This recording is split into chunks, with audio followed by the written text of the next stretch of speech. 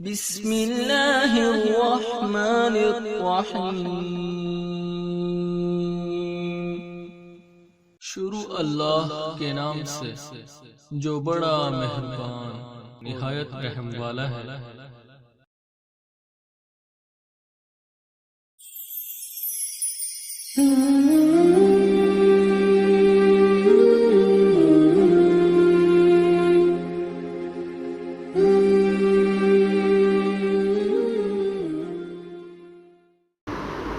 اعوذ باللہ من الشیطان الرجیم، بسم اللہ الرحمن الرحیم۔ الحمدللہ رب العالمین وصلی اللہ علی محمد وعلی آلہ طیبین و طاہرین المعصومین ولعنت اللہ علی اعدائہم اجمعین۔ اللہم صلی علی محمد وآل محمد وعجل فرجہم۔ محترم ناظرین و سامعین، السلام علیکم۔ آج کی نئی ویڈیو کے ساتھ حاضر خدمت ہے، میں ہوں علی روحانی اور آپ دیکھ رہے ہیں ہمارا آفیشیل یوٹیوب چینل۔ محترم ناظرین و سامعین، آج کی ہماری ویڈیو کا موضوع محرمات الشریعہ فی مکتب الشیعہ، یعنی محرمات الشریعہ شریعت اسلامیہ میں جن چیزوں کی ممانعت ہے اور واضح طور پہ ان کی حرمت کے قرآن اور احادیث معصومین علیہ السلام میں ہمیں ارشادات ملتے ہیں، ان کا تعارف اپنی نوجوان نسل نوجوانوں کے آگے کروانا، اور غیر شیعہ بہن بھائی جو ہمارے اس غلط فہمی میں ہماری وجہ سے، ہمارے ممبر کی وجہ سے اور جو ہماری کرتوتیں ہیں اس کی وجہ سے جو غیر شیعہ برادران میں یہ تاثر جاتا ہے کہ شیعت نام ہے صرف سینہ زنی کا، زنجیر زنی کا، شیعت نام ہے زلجنہ کو نکال لینے کا، تعزیہ نکال لینے کا، محرم کے جلوسوں میں شرکت کرنے کا، تو شیعت نام ہے چند نعروں کو لگا دینے کا۔ ان کی اور اپنے نوجوانوں کی غلط فہمی دور کرنے کے لیے اور ایک چیز کی طرف متوجہ کرنے کے لیے کہ الحمدللہ شیعت کی منزل اسلام ہے، جس راستے پہ چل کے اسلام تک، اسلام کی منزل تک، شریعت کی منزل تک پہنچنا ہے، اس راستے کا نام شیعت ہے، یعنی وہ راستہ جس کی رہنمائی ہمیں سرکار آقا کریم خاتم الانبیاء محمد مصطفیٰ صلی اللہ علیہ وسلم کے بعد ان کے فرمان کے مطابق یعنی قرآن اور اہل بیت کرتے ہیں، اس راستے کا نام شیعت ہے۔ اس چیز کو خاص کر شیعہ نوجوانوں کے آگے پیش کرنے کا مقصد یہ ہے کہ پچھلے 40-50 سال سے جو ممبر سے شیعت پیش کی جا رہی ہے، شیعت نما چیز پیش کی جا رہی ہے، اکثریت میں علماء حق جو ہیں وہ ہمیشہ اپنی کوششیں کرتے رہے ہیں، بیچاروں کی سنی کسی نے نہیں، اور علماء حق کا ساتھ باقی علماء نے اس طرح سے دیا نہیں جس طرح سے وہ ڈیزرو کرتے تھے۔ تو ان نوجوانوں کو بتانا ہے کہ میرے بھائیوں، شیعت بالکل ایک الگ چیز ہے، شیعت کبھی شریعت سے الگ ہو نہیں سکتی۔ جو دروازے، جو پھاٹک شریعت نے بند کیے ہیں وہ شیعت کھولنے کا نام نہیں ہے، یعنی شیعت اس چیز کا نام نہیں ہے کہ جو دروازے قرآن نے بند کر دیے ہیں، آل محمد علیہ السلام اپنی مودت محبت اور اپنی عزاداریوں کے نام پہ آپ کو کوئی لائسنس جاری کر دیتے ہیں کہ جاؤ بھائی ٹھیک ہے، قرآن جانے ہم جانے، اللہ جانے تھے ہم جانے، جی جیسے رب جانے تھے حسین جانے، تو اسی جا کے ادھم مرچی مچاؤ، جو مرضی کرو، ہم ہیں، ہم دنیا میں بھی دیکھ لیں گے تو آخرت میں بھی دیکھ لیں گے۔ معاف کرنا، یہ ٹوٹل دھوکہ ہے، کھلا ہوا دھوکہ ہے، اور دینے والے کے مقاصد کیا ہوتے ہیں کہ جتنے گمراہ مجمع اس کے سامنے بیٹھا ہوگا، جتنا جاہل مجمع، معذرت کے ساتھ الفاظ سخت ہیں، یہ جہالت ہے کہ ایک بندہ واضح طور پہ کہہ رہا ہو کہ جی علی کو پوچھا اللہ کیسا ہے تو اس نے کہا ادھر دیکھ ایسا ہے، اور آگے سے واہ واہ ہو رہی ہو، یہ جہالت ہے، یہ کسی شیعہ کا معیار نہیں ہو سکتا، کوئی شیعہ خلاف قرآن نہیں جا سکتا، چونکہ شیعوں کے ہر امام نے یہ فرمایا ہے کہ ہم سے منسوب کوئی چیز تم تک پہنچے، قرآن کے خلاف ہو، اٹھاؤ دیوار پر دے مارو۔ اور نبی کریم صلی اللہ علیہ وسلم کی ایک حدیث مبارکہ المعجم میں معتبر احادیث کی کتب جو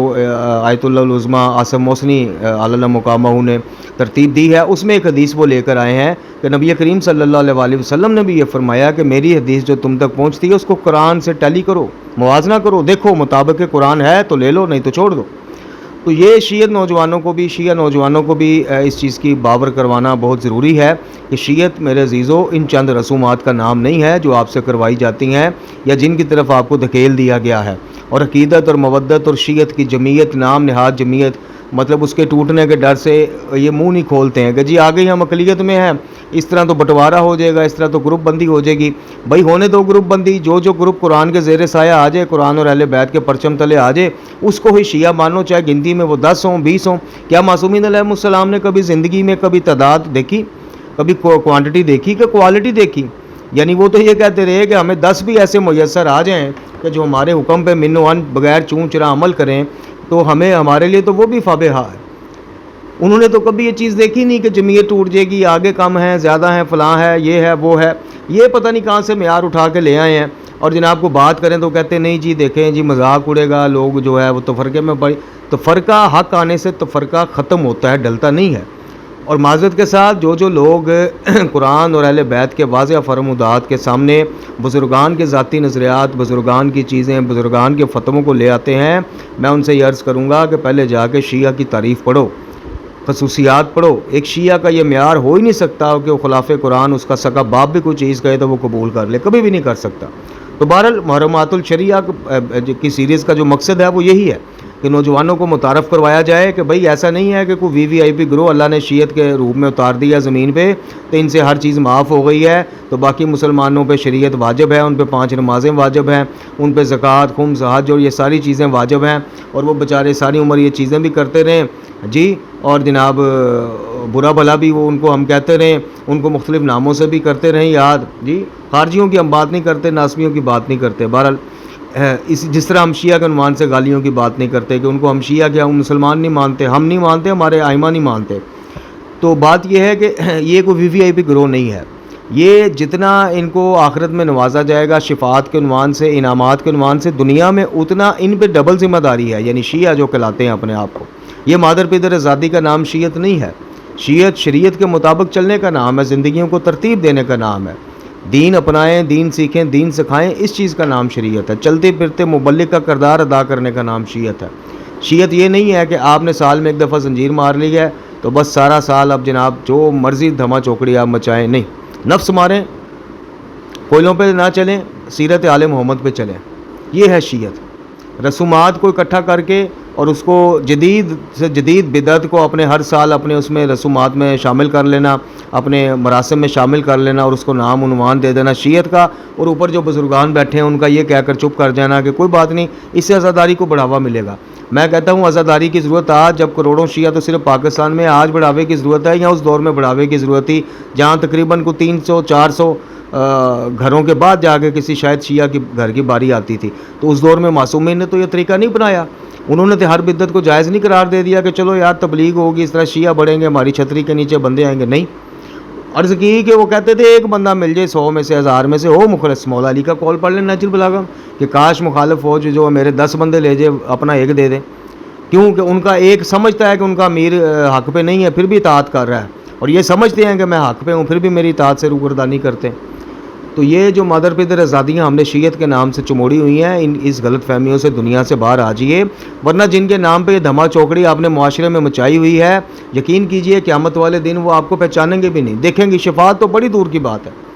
دیکھیں گے بھی نہیں آپ کی طرف. تو چلتے ہیں جی بغیر وقت ضائع کیے انشاءاللہ اپنا آج کا موضوع جو ہے، جو ہمارا محرمات الشریعہ میں آج کا موضوع ترتیب دیا ہے ہم نے، وسوسوں اور شیطان کی پیروی. یعنی وسوسے کئی قسم کے ہوتے ہیں. وسوسے صرف یہ نہیں ہے کہ جو آپ کو مطلب کہ مذہبی عنوان سے آئیں یا جنسی عنوان سے آئیں یا کسی کی بدگمانی کے، وسوسہ ہر طرح کا ہے، اور یہ شیطان لعین ہر وقت تیار ہے. یہ دیکھتا ہے کہ جس طرح مختلف سافٹ ویئر آپ نے دیکھے ہوں گے،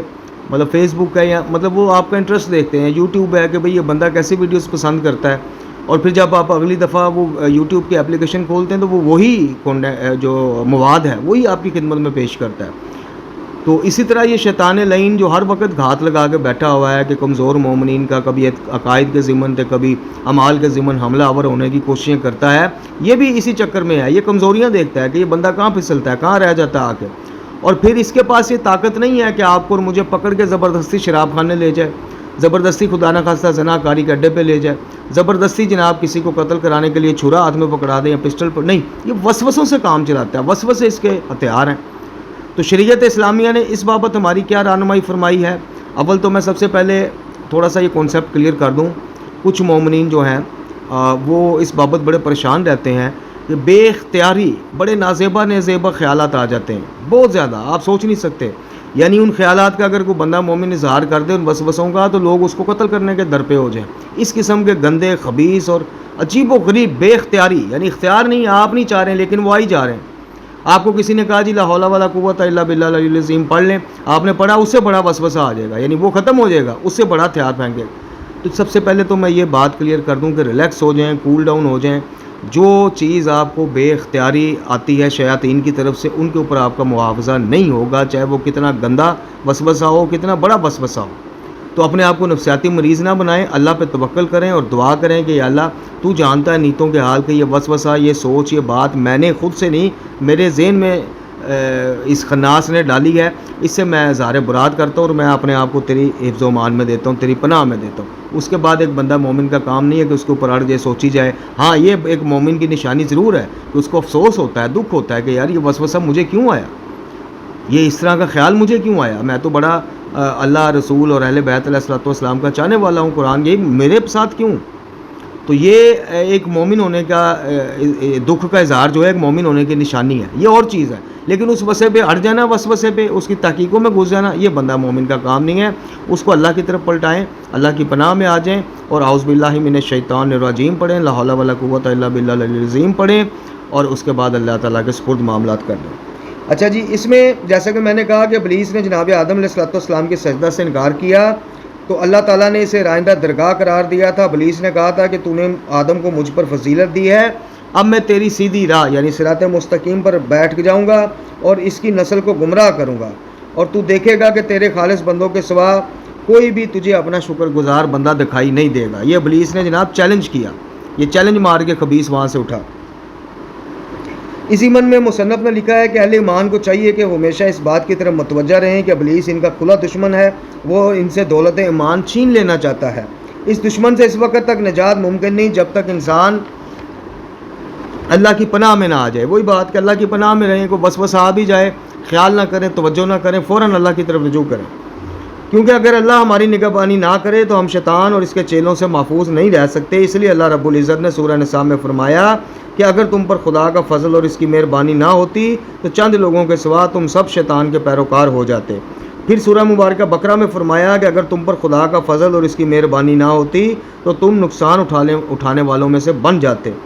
جی، اسی طرح پھر سورہ مبارکہ نور میں فرمایا کہ اگر تم پر خدا کا فضل اور اس کی مہربانی نہ ہوتی تو تم میں سے ایک شخص بھی کبھی پاک ہی نہ ہو سکتا۔ اس مسئلے کی اہمیت کا اندازہ اس بات سے لگایا جا سکتا ہے کہ خدا نے اپنے حبیب صلی اللہ علیہ وسلم پر سورہ مبارکہ ناس نازل فرمائی، جس میں اللہ رب العزت نے ارشاد فرمایا یعنی قل اعوذ برب الناس مالک الناس الہ الناس من شر الوسواس الخناس الذی یوسوس فی صدور الناس من الجنۃ والناس، یعنی اے رسول کہہ دیجئے کہ میں لوگوں کے پروردگار کی پناہ مانگتا ہوں جو تمام لوگوں کا مالک اور بادشاہ ہے، لوگوں کے معبود برحق کی شیطان وسوسہ انداز کے شر سے جو خدا کا نام سن کر پیچھے ہٹ جاتا ہے اور جو لوگوں کے دلوں میں وسوسے ڈالتا ہے، خواہ وہ شیاطین جنات میں سے ہوں یا انسانوں میں سے ہوں۔ یعنی یہ اس قدر سینسٹیو مسئلہ تھا اس خبیث لعین کے وسوسوں کا کہ نبی اکرم صلی اللہ علیہ وسلم کے اوپر سورہ مبارکہ الناس جو ہے اللہ نے نازل کی اور امت کو یہ طریقہ بتایا اس کے وسوسے جب آ جائیں تو کیا طریقہ کار اختیار کرنا چاہیے کہ اللہ کا نام لینا چاہیے، اپنے آپ کو اللہ کے حوالے کرنا چاہیے، اور ہٹ جاتا ہے جب اللہ کا نام سنتا ہے، 2-3 دفعہ تکرار کرے گا، لیکن جب آپ متوجہ نہیں ہوں گے اور اس وسوسے کے مقابل اللہ کو پکاریں گے تو انشاءاللہ العزیز یہ مایوس ہو کر خبیث خود ہی پلٹ جاتا ہے۔ قرآن کریم کی صورت سے ہمیں سبق ملتا ہے کہ وسوسہ انسانی زندگی کے لیے مہلک اور حق کے خلاف وسوسہ اندازی کبھی کوئی انسان کرتا ہے اور کبھی کوئی جن۔ انسان فلسفہ، سیاست، مصلحت اور رسم و رواج کے نام پر وسوسے پیدا کرتا ہے، اور جنات کے وسائل تقریباً لامحدود ہیں جن کی اساس توہم پرستی ہے، اور وہ توہم پرستی کے تھرو وسوسے ڈالتے ہیں۔ وہ جی زلجنا والا گھر کے باہر زلجنا لے کے آیا تھا، پیسے مانگے تھے، میں نے نہیں دیے، اب میرے ساتھ یہ ہو جائے گا جی۔ اب جناب کیا ہوگا جی کہ میں نے یا علی مدد کے اوپر بات کر دی ہے تو میری تو شیعت گئی، یعنی بات کرنے سے مراد ہے کہ میں نے یا علی مدد نہیں بولا، میں نے یا اللہ مدد بول دیا، یہ کیا ہو گیا؟ تو اس قسم کے وسوسے بھی یہ خبیث لعین ڈالتا ہے۔ اچھا جی، شیطان کے پاس گمراہ کرنے کے مختلف ہتھ کنڈے ہیں، وہ جس شخص میں جو کمزوری دیکھتا ہے اسے اسی طرح گمراہ کرتا ہے، اور وہ مردود کچھ لوگوں کی دولت سے، کچھ لوگوں کو جنسی شہوت سے، کچھ لوگوں کو عقائد میں شبہات ڈالتا ہے عقیدے میں، جیسے میں نے ابھی بتایا، کچھ لوگوں کو حکومت سے، کچھ لوگوں کو طاقت کے زوم سے، اور کچھ لوگوں کو غرور اور حسد میں مبتلا کر کے گمراہ کرتا ہے۔ ابلیس کے ہتھ کنڈوں سے بچنے کا ایک طریقہ یہ ہے کہ انسان خدا کی پناہ میں آ جائے، اور یہ واحد طریقہ۔ اس کے علاوہ آپ اگر کہیں نا کہ آپ میں اور مجھ میں طاقت ہے کہ اس لعین کو پورا کر دیں، نہیں، اس کو پورا کرنے کے چکر میں جو رہی صحیح عقل ہے بندہ اس سے بھی ہاتھ دھو بیٹھتا ہے۔ اللہ تعالیٰ کی پناہ میں آئیں، اللہ کے سپرد معاملہ کریں، اس کے بعد آپ بالکل ریلیکس ہو جائیں۔ امام سجاد علیہ الصلوۃ والسلام ایک دعا جس کا عنوان ہے ہلاکت سے بچنے کی دعا، اس میں فرماتے ہیں، صحیفہ کاملہ کی دعا ہے کہ خدایا میں غفلت، سنگ دلی، ناداری، ذلت، ناتوانی، کفر، فقر اور سینے کے وسوسے اور امور کے متفرق ہونے سے تیری پناہ مانگتا ہوں۔ اب یہ اس قدر سینسٹیو مسئلہ ہے کہ دیکھ لیں، وہاں نبی کریم صلی اللہ علیہ وسلم پہ پورا سورہ مبارکہ نازل ہوا جی، ان کے صدقے ہمیں بھی ملا یہ طریقہ کار کہ سورہ ناس پڑھ کے پھونکیں اور اس کی تلاوت کریں۔ ادھر امام معصوم جو ہیں وہ اللہ سے پناہ مانگ رہے ہیں سینے کے وسوسوں۔ امام جعفر صادق علیہ الصلوۃ والسلام نے فرمایا کہ ایک شخص رسول خدا کی خدمت میں حاضر ہوا اور عرض کیا کہ یا رسول اللہ، میں وسوسوں میں گرفتار ہو گیا ہوں اور انتہائی ضرورت مند، مقروض اور بال بچے دار بھی ہوں۔ حضرت صلی اللہ علیہ وسلم نے فرمایا کہ تم کثرت سے جو ہے یہ ورد کیا کرو، یعنی لا حول ولا قوت الا باللہ العظیم، اور ایک دعا بتائی کہ توکلت علی الحی الذی لا یموت والحمد للہ لم یتخذ صاحبۃ ولا ولدا ولم یکن لہ شریکا فی الملک ولم یکن لہ ولی من ذل وکبرۃ تکبیرہ۔ یہ آگے جاری ہے، مطلب مصنف نے لکھا آگے جاری، لمبی دعا ہے۔ یہ دعا بتائی، اس کے بعد کچھ دنوں کے بعد وہ حاضر ہوا تو اس نے بڑی مسرت اور خوشی کا اظہار کیا اور فرمایا، عرض کیا کہ یا رسول اللہ صلی اللہ علیہ وسلم، اللہ تعالیٰ نے ان کلمات کی برکت سے جو آپ نے مجھے سکھائے میرا سینہ وسوسوں سے پاک کر دیا ہے، تو میرا قرض بھی ادا ہو گیا اور مجھے وسیع رزق بھی ملنا شروع ہو گیا ہے۔ اس کا خلاصہ یہ نکلتا ہے کہ وسوسوں کی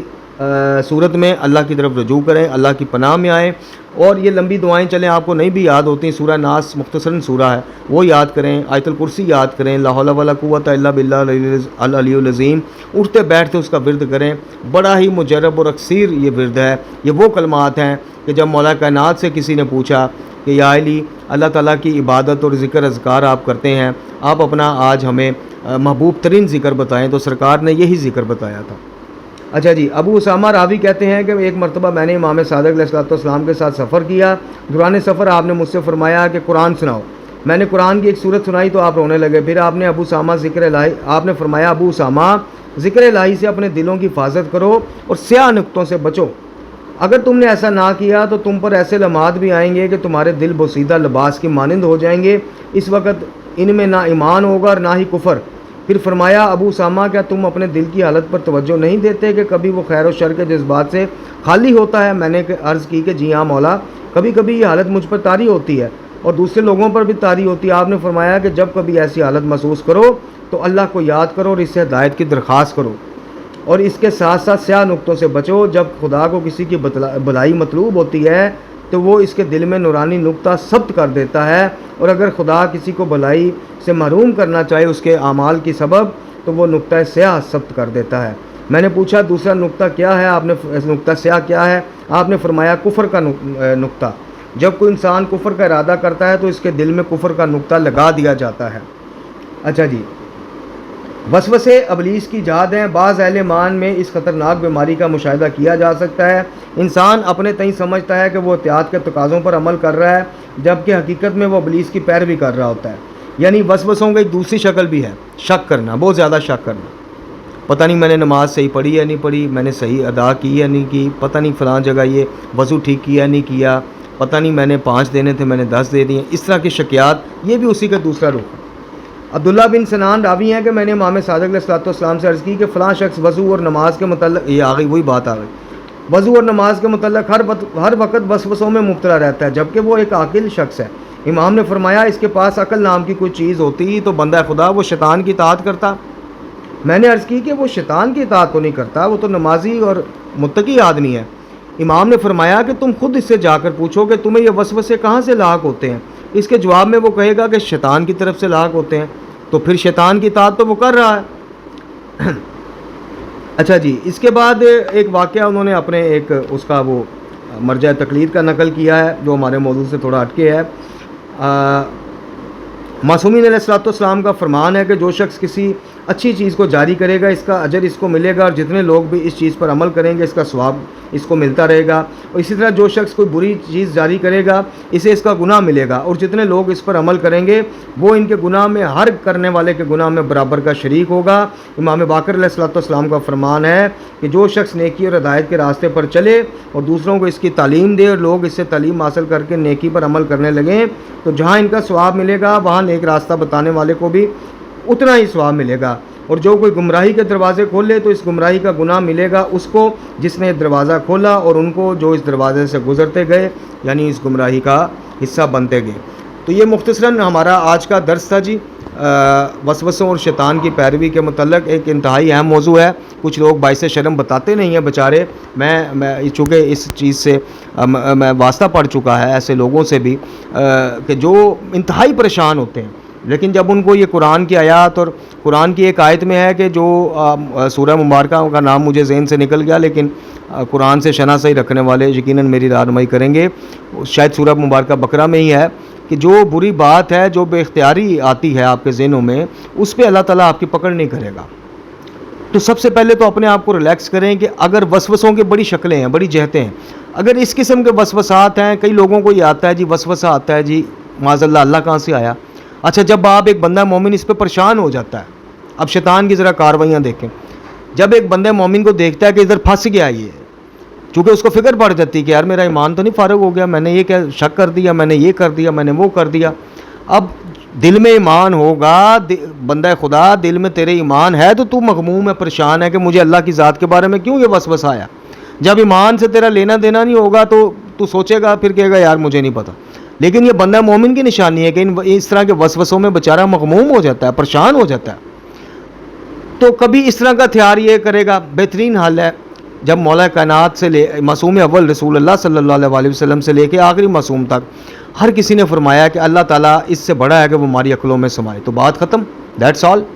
اسی طرح کچھ مقدس ہستیوں کے بارے میں کچھ اس قسم کی چیزیں لے کے یہ لائن آپ پہ حملہ آور ہوگا، وسوسے ڈالے گا، جب آپ پریشان ہوتے ہیں پھنس جاتے ہیں تو پھر یہ اس کا والیوم بڑھانا شروع کر دیتا ہے، اور جب آپ لا حول ولا قوت پڑھتے ہیں، سورہ مبارکہ ناس پڑھتے ہیں، یا اپنی زبان میں پنجابی، اردو، سندھی، سرائکی، انگلش، عربی، فارسی کسی میں بھی اللہ کو پکارتے ہیں کہ یا اللہ اس سے ملعون سے جان چھڑا، یہ بے اختیاری طور پہ ذہنوں میں آ رہا ہے، ہمارا اس سے کوئی تعلق نہیں، کوئی واسطہ نہیں، ہم اپنا ایمان اور اپنا آپ تیرے سپرد کرتے ہیں، تو پھر آپ دیکھیں گے کہ آہستہ آہستہ اس کے تیر ختم ہو جائیں گے، یہ مایوس ہو جائے گا۔ اللہ تعالیٰ سے دعا ہے کہ ہمیں قرآن و اہل بیت کی تعلیمات روحانیہ پڑھنے، سمجھنے اور ان پر عمل کرنے کی توفیق عطا فرمائے، خاتمہ بالایمان فرمائے، امام زمان جل اللہ تعالیٰ فرج و شریف کے ظہور میں تعجیل فرمائے، اور اللہ تعالیٰ ہمیں آسانیاں دے اور آسانیاں بانٹنے کی توفیق عطا فرمائے۔ لا حول ولا قوت الا باللہ العلی العظیم، وصلی اللہ علی محمد و علی آلہ طیبین الطاہرین۔